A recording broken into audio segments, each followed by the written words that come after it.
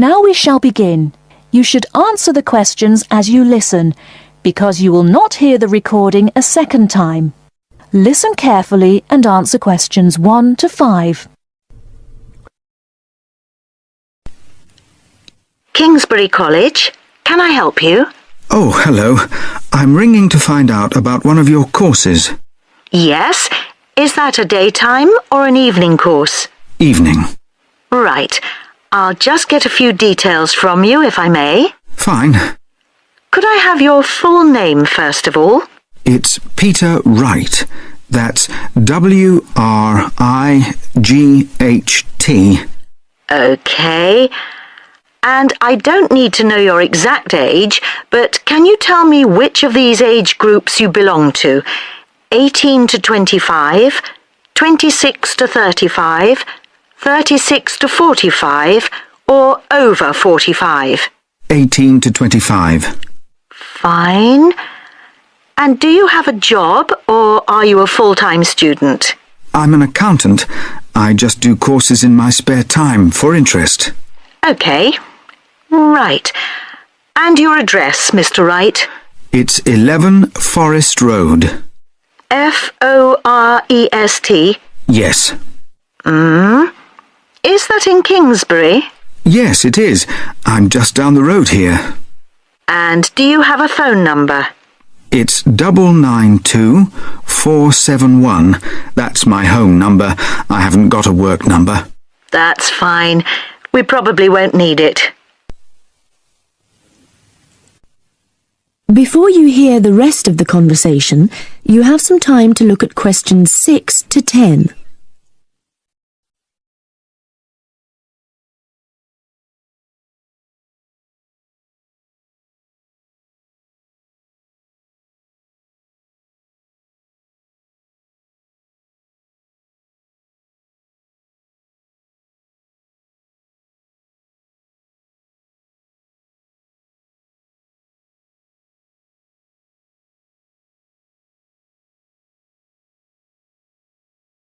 Now listen and answer questions 6 to 10. Now, you want to register for a course. Yes, cookery. Do you happen to know the exact title of the course? We've got Thai cookery on Wednesdays, or Mexican cookery on Fridays, or... Mexican. I'd like to do both, but I'm busy on Wednesdays. OK. Well, you can always do the other one next term, I suppose. Now, do you know when it begins? Is it the 26th of March? That's right. And it's £45 in total. That's including the ingredients. How would you like to pay? Card? Cash?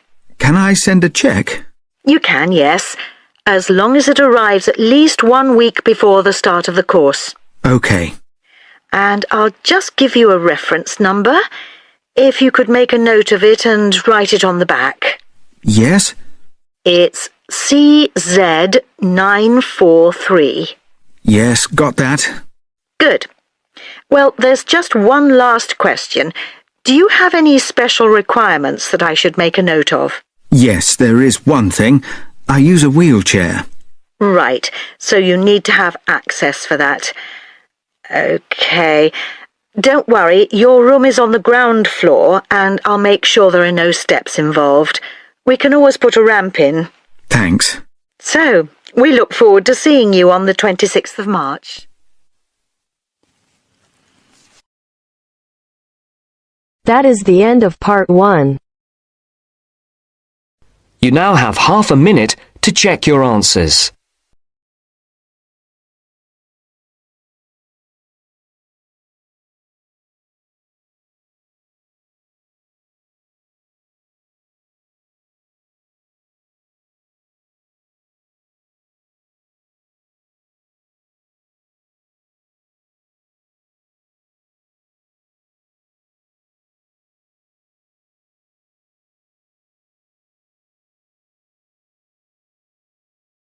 Now turn to Section 2. Section 2. You will hear a tour guide talking to a group of tourists who are visiting a historic town on the east coast of the USA. First, You have some time to look at questions 11 to 17.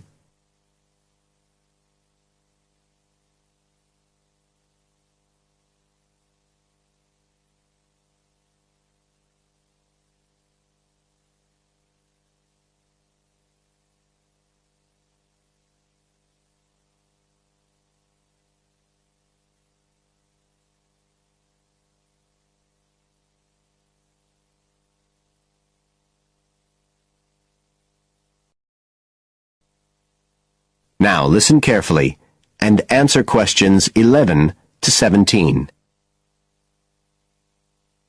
Right. So here we are in Fairhaven, and we have a couple of hours to spend in this historic center before we carry on to our motel. And as you'll know from the itinerary of our trip, we're visiting Fairhaven because of its historical links with a man called Manjaro Nakahama. So I'll begin by giving you a brief overview of his life, and then you can explore the town at your leisure. Well, Manjaro Nakahama, as he was then known, was born in 1827 in a village by the sea in what is now Toshishimizu in Japan. And like many people in that town, he became a fisherman when he was just a youngster. One day in 1841, when he was just 14 years old, he and some others were fishing far off the coast of Japan when they were caught in a storm and shipwrecked on a small deserted island. They had to wait for 6 months before they were rescued by an American whale ship that had stopped at the island by chance. 4 of the 5 Japanese were put ashore in Hawaii, but Manjaro had become friends with the captain, William Whitfield, who came from the town of Fairhaven, where we are now, and he chose to remain aboard and to return with the boat to the USA. So Manjaro unwittingly became the first Japanese ever to set foot on American soil. He came back right here to Fairhaven with Whitfield and stayed with the Whitfield family, who paid for his education here in the town. He studied mathematics and geography, as well as shipbuilding and navigation. But he missed his mother and his own country, and eventually he went back to Japan, where he had a responsible position as a university teacher, and also served an invaluable role as interpreter during the initiation of relations between Japan and the United States in the middle of the 19th century. But the most interesting thing is that the links between Toshishimizu and Fairhaven have remained and grown stronger over the years, in spite of the distance between them. And in fact, the 2 places now have the official status of sister cities. Both places are ports, so in fact the inhabitants have a lot in common. There have been a number of visits by the inhabitants of Toshishimizu, in particular at the time of the festival, which is held every 2 years here in Fairhaven to celebrate the life and achievements of John Manjaro. It takes place in the fall, and there's an ever-growing program including drumming, singing, martial arts, and stalls selling Japanese and American food. So if you're going to be in the region around then, it's really worth a visit. Before you hear the rest of the talk, you have some time to look at questions 18 to 20.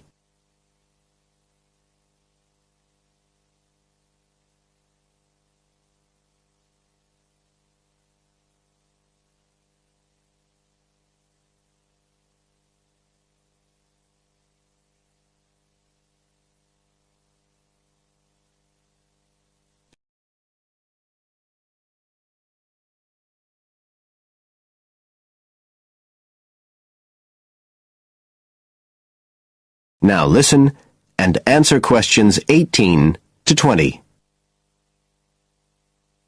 Now, many of the buildings that Manjaro Nakahama knew in Fairhaven are still standing today. And so if you'd just like to hand round some copies of this map, I'll suggest the best route to follow to see them. Okay, so if you look at the bottom of the map, you can see the Millicent Library, and that's where we are now. Now, to follow the John Manjaro Trail, you go out of here along Center Street and then head up Main Street until you get to Pilgrim Avenue. Go down there and turn right at the end. Go straight on, and just on the corner with Oxford Street, you'll see a 2-story house.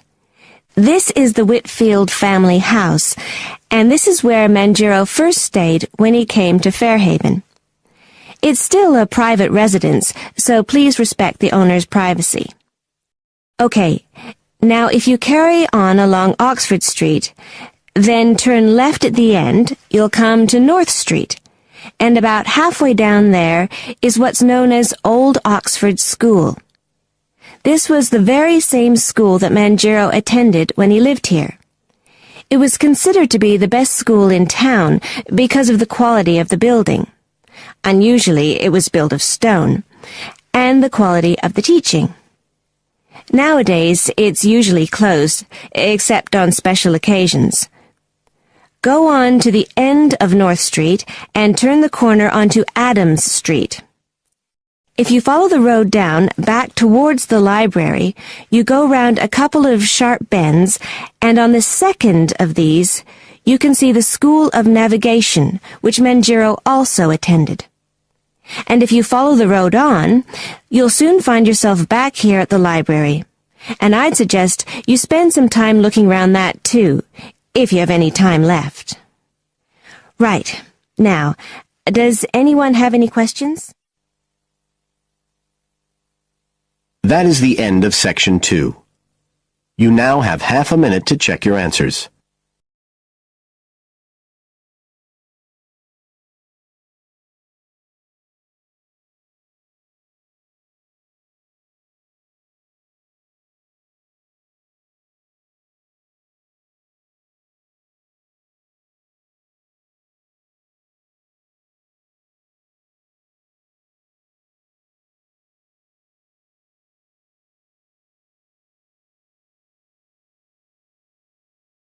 Now turns to Part 3.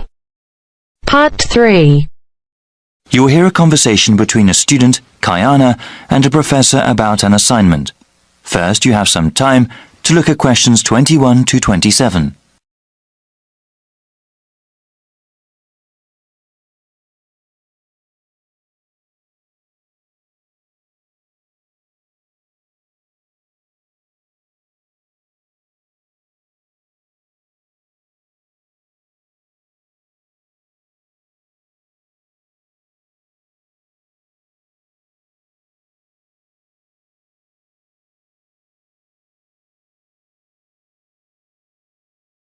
Now listen carefully and answer questions 21 to 27.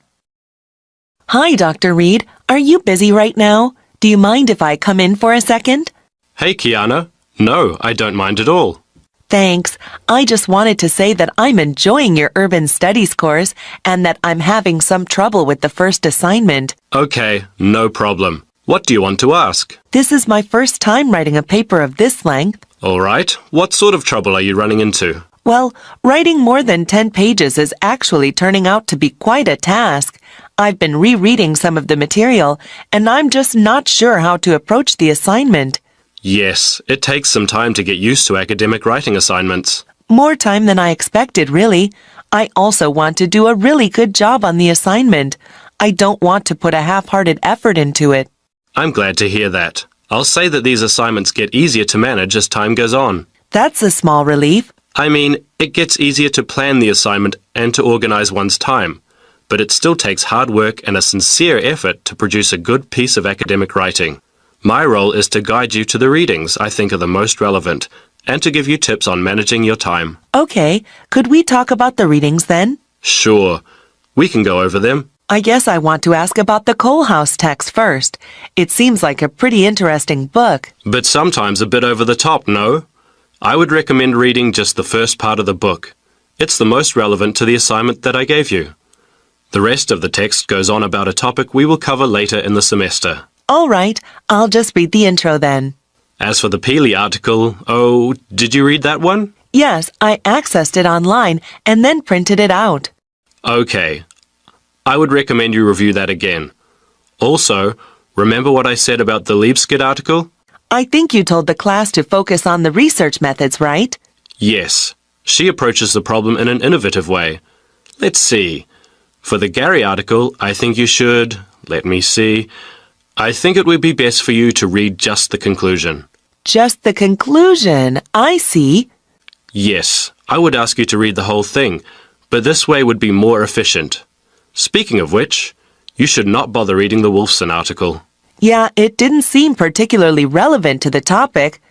Let's see. Any other reading you wanted to talk about? Let me see. Yes, the Cudler article. What do you think of that one? Ah, yes. How could I forget? That one is pretty central to the topic. I really think you must go over it again. Before you hear the rest of the conversation, you have some time to look at questions 28 to 30.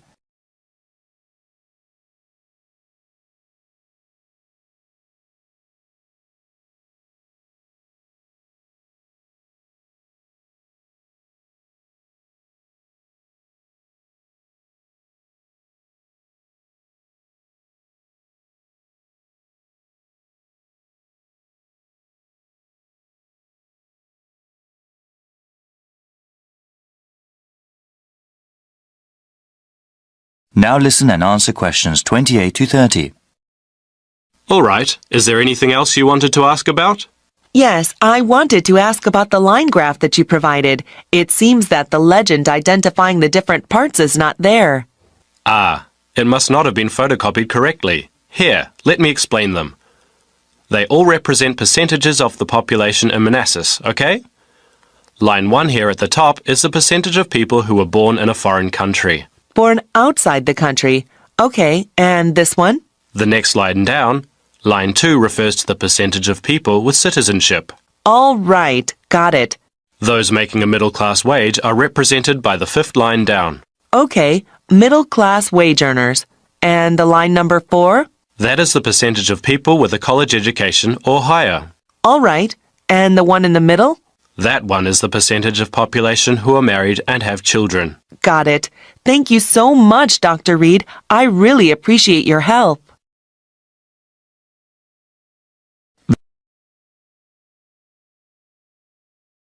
That is the end of part 3. You now have half a minute to check your answers.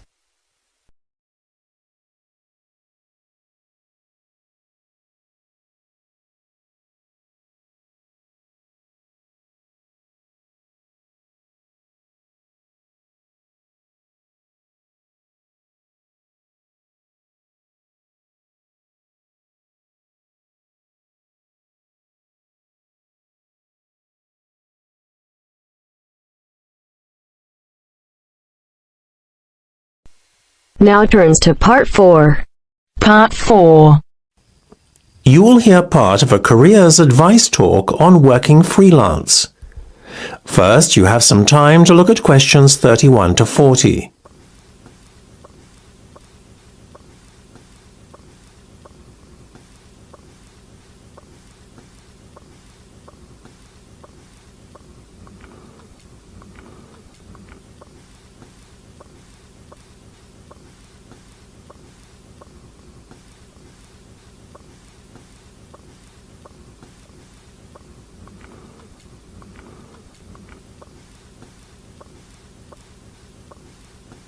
Now listen carefully and answer questions 31 to 40.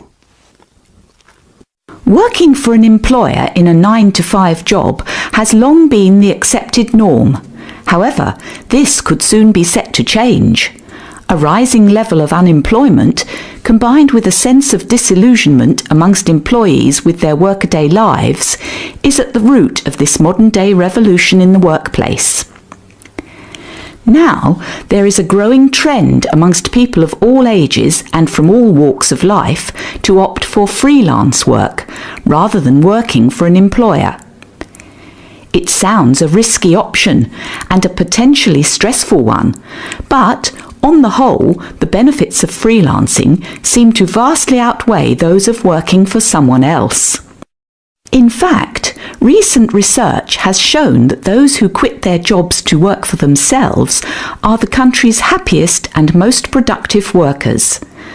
A study conducted by Dr. Jonathan Sapsed from Brighton University's Business School, in conjunction with the Arts and Humanities Research Council, looked at a total of 304 freelancers who were pursuing a range of professions in southern England.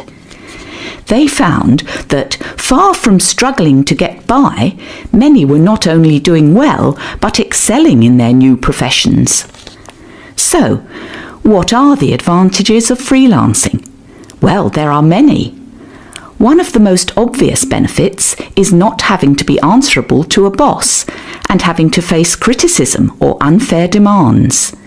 In addition, not being based in an office or shared workplace with competitive or difficult colleagues is another bonus. But what is probably the most attractive pull of working freelance is the freedom to determine your own work schedule. You are no longer at the mercy of a timetable dictated to you by your employer.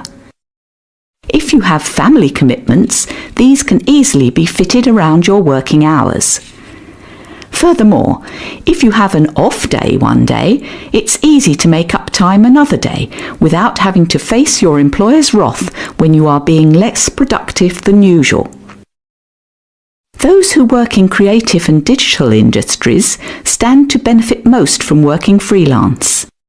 In these fields, workers are at liberty to choose their ideal working location, as they are not restricted to working in a set place. It really is an ideal lifestyle that many would aspire to if they were more aware of the options available to them. Lastly, to add to an already convincing list of benefits from doing freelance work, there is the financial reward. Freelancers typically work a 38-hour week and earn a median wage of £43,000, well above the national average of £25,000, and are happier than other workers. It seems that people are now catching on to the myriad benefits that come with working as a freelancer. Currently, there are about 31 million people in work in Britain, and already 4.6 million are self-employed, thereby displaying the vitality of the freelance economy. In fact, so popular is freelancing becoming that it has even been suggested that the government needs to devise a new tax and other policies to support freelancers. Freelancing would seem to be the future of employment and the way forward. It is certainly well worth considering freelancing if you are doubtful about committing to working in a structured environment. That is the end of part 4. You now have half a minute to check your answers.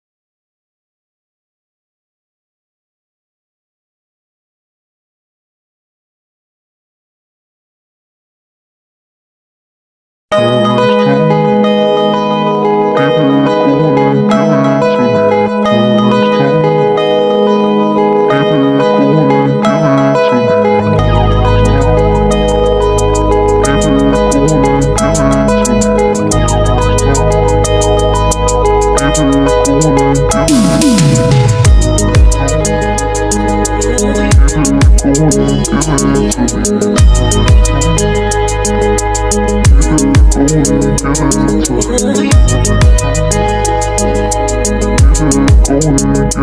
it to me.